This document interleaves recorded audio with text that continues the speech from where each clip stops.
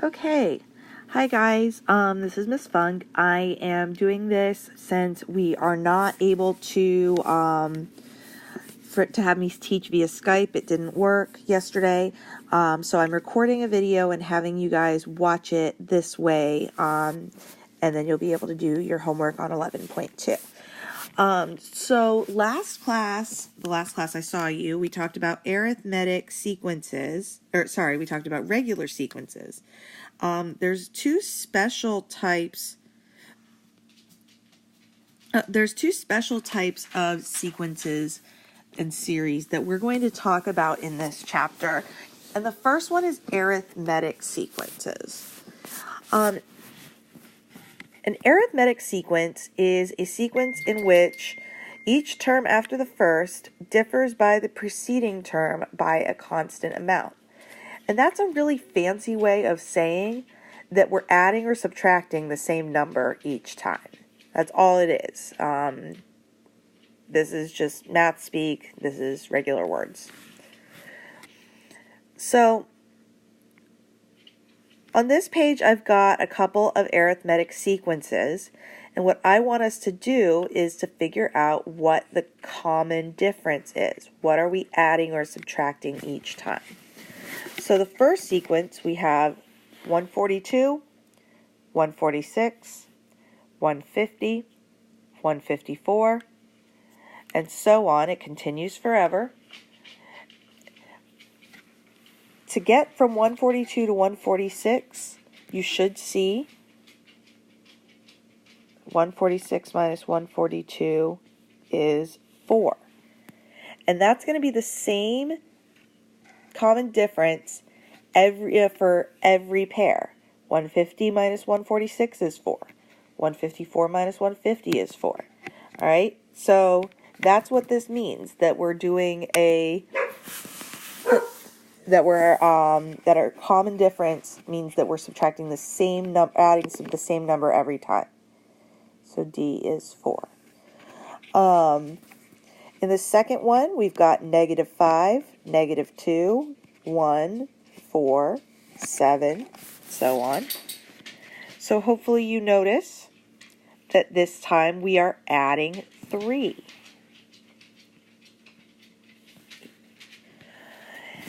And then lastly, 8, 3, -2, -7, -12, and so on. This time we're actually subtracting, but it's totally okay to be subtracting. It just means that our common difference is going to be negative. So D is going to equal 3 minus 8 is -5.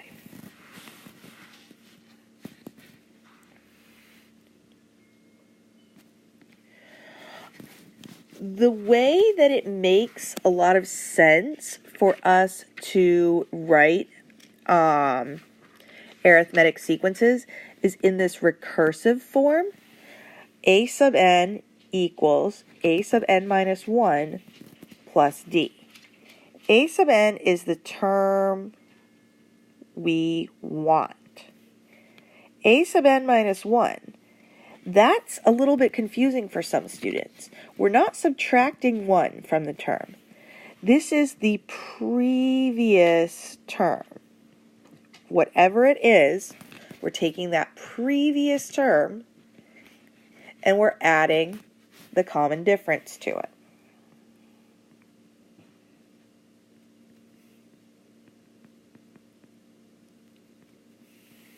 Okay? All right. So for our first example, we're going to write the first 6 terms of an arithmetic sequence that has a first term of 6 and a sub n equals a sub n minus 1 minus 2. Recursive sequences, if you aren't given the first term, then you don't know where to start and you're out of luck. So we have to be given the first term always, as well as the recursive formula. So the first term then is super duper easy because they gave it to us. The second term we're going to take that first term, which was a sub 1, and subtract 2. Well, a sub 1 we already said was 6, so 6 minus 2 is going to be 4. A sub 3, again, we're doing the previous term, which was a sub 2 minus 2, so that's going to be 4 minus 2, or 2. A sub 3, 2 minus 2 is 0. Or, sorry, that should be a sub 4, shouldn't it?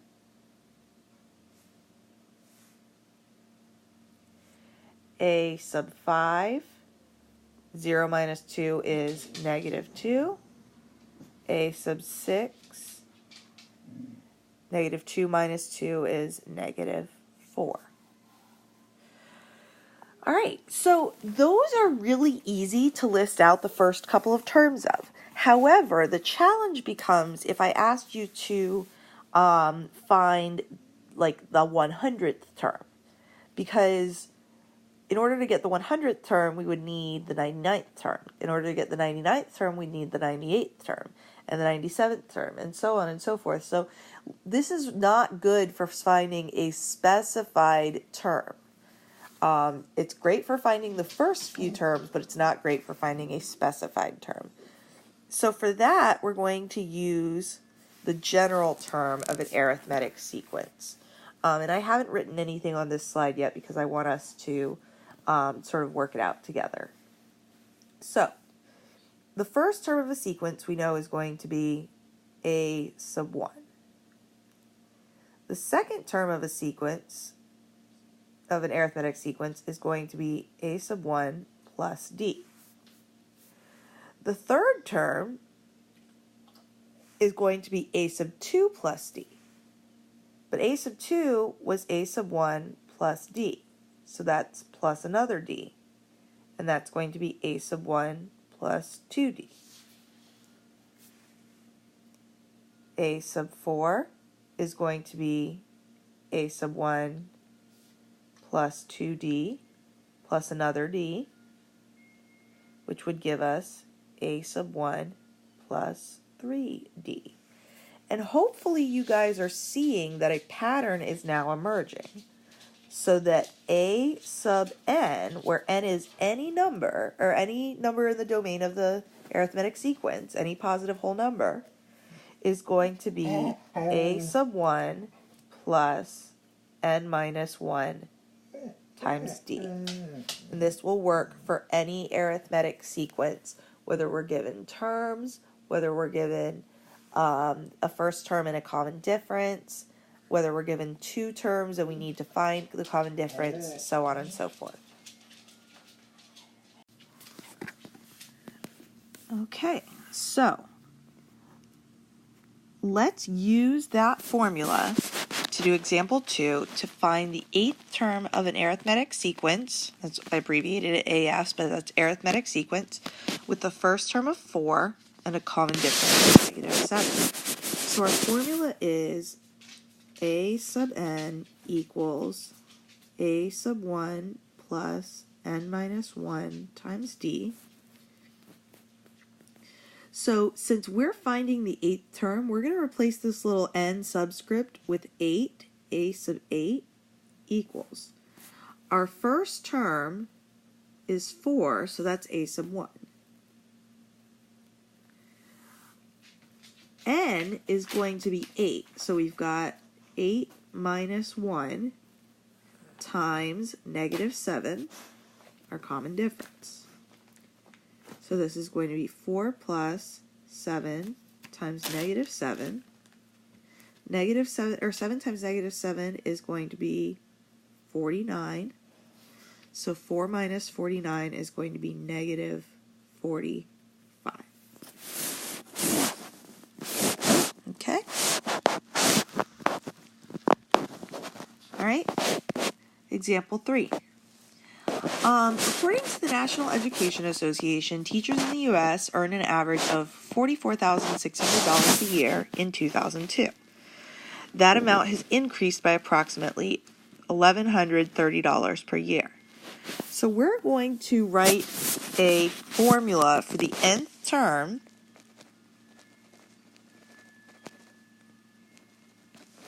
of the arithmetic sequence that represents teachers' average earnings n years after 2001.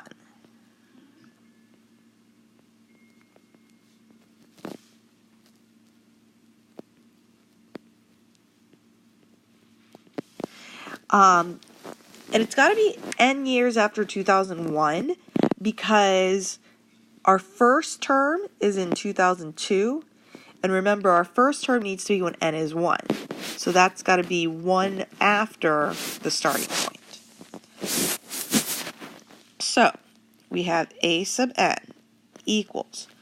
Our first term is going to be 44,600. Then we've got n minus 1. We don't know what n is. We're going to leave it as a variable. And then we're going to multiply by 1130. All right, so now next we should distribute. That gives me 1130n minus 1130. And then we're going to subtract 44,600 minus 1130 is going to be 43,470 plus 1130n. And so we leave it at that. That's our formula. We can now plug any year in here and find out what the approximate average teacher's salary is going to be. So that's what we're going to do in part B. Can I add a new page? I hope so.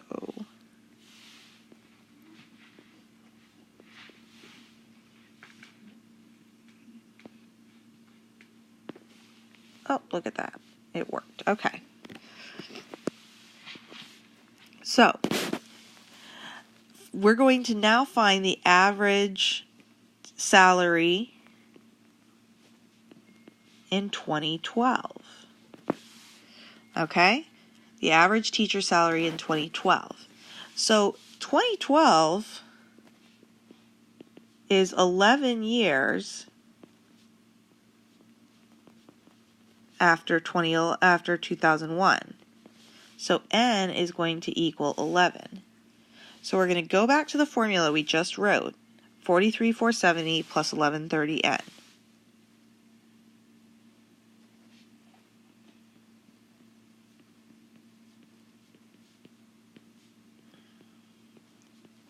And we are going to plug n, or 11 in for n.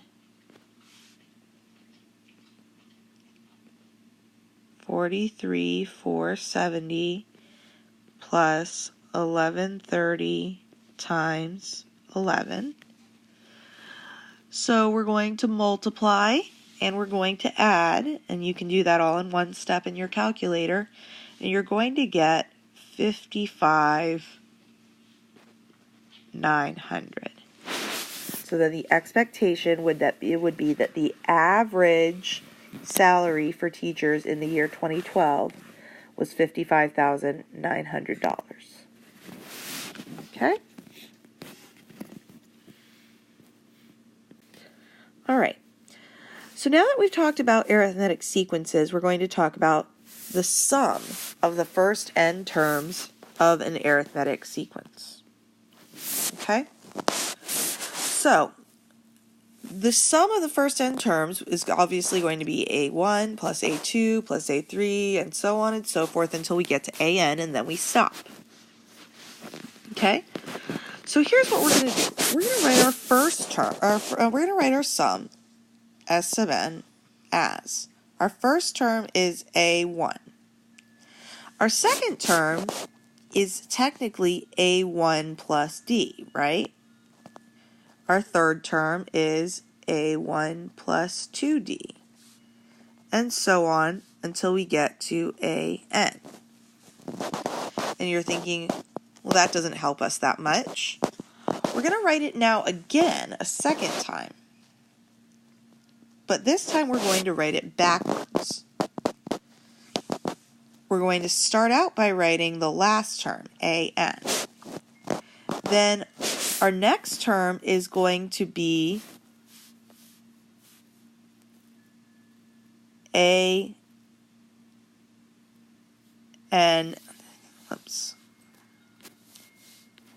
minus d.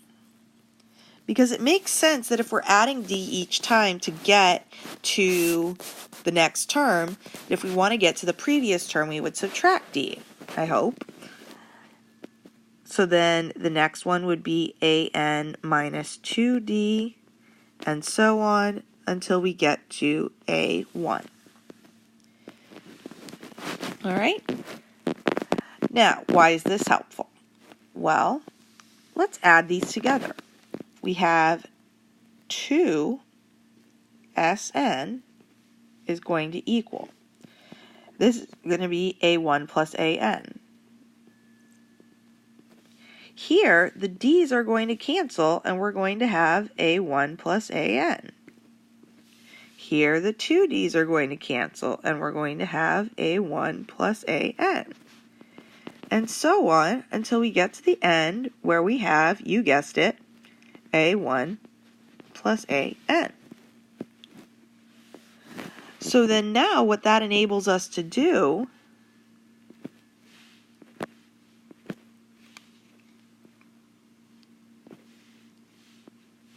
is to then say that 2s sub n is going to be equal to, now how many times do we have that a1 plus an? We're going to have it n times, because that's how many terms were in the initial sequence. a1 plus an. And then we're going to divide both sides by 2 because we're trying to solve for Sn. And we get n over 2 is a1 plus an. This is our formula.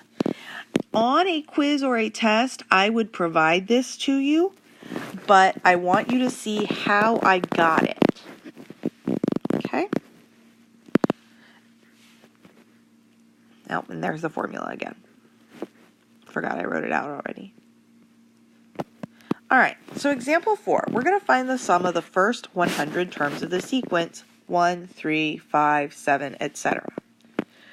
So the formula is S sub 100. I know that because I'm going to have 100, well, let's backtrack. S sub n equals n over 2 a1 plus an. I know n. N is 100. I know a1 is 1. But I don't know an. I'm going to have to find it before I can plug into this formula. So a sub 100, and now I'm backtracking and I'm using the formula for the nth term of an arithmetic sequence. So that's going to be 1 plus 100 minus 1 times my common difference, which is 2. 1 plus, this is going to be 198, and that's going to end up being 199. So my nth term is, my 100th term is 199.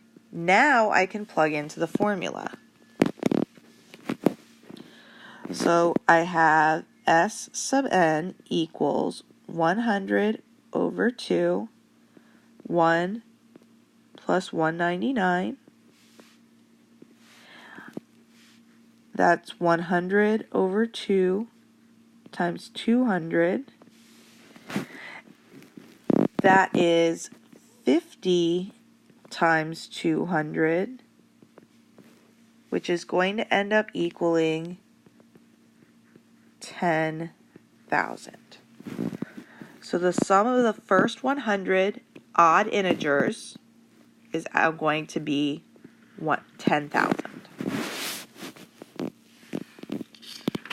Okay, hopefully that's all right for everybody.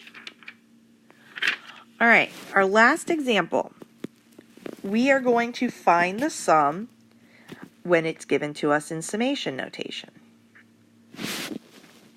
So this one is a little bit different because we're given the formula and we need to just pull out what we need in order to evaluate.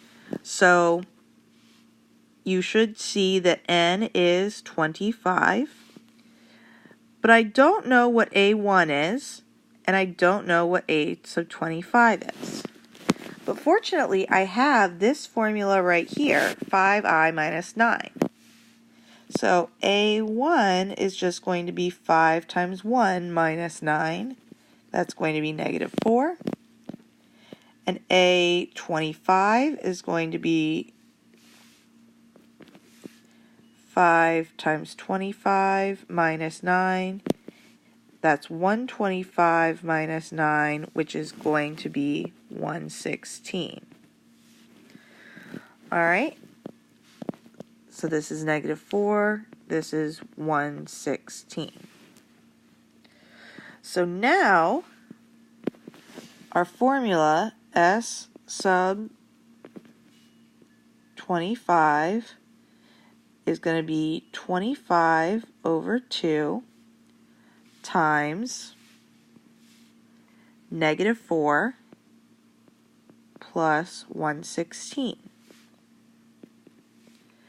And I do the parentheses first, 25 over 2 times 112. Now, at this point, if I'm using my calculator, then I'm good. I just type this into my calculator as is. If I'm doing it mentally, which a lot of times I am when I'm teaching, does it matter which number I divide by? Does it matter if I divide by the 25 or the 25 by the 2 or the 112 by the 2? It doesn't. So I'm going to rewrite this as 25 times 112 over 2, because I know that 112 divided by 2 is 56. And then I'm going to multiply, and I'm going to wind up with 1400. And that's my answer. So you guys have the next homework assignment tonight, and I will check all of the homeworks that I haven't checked yet when I get back on Monday. Thank you for being understanding. Hopefully this worked well for everybody. If nothing else, you can re-watch the notes and while you copy them down, and I hope that you all have a great weekend.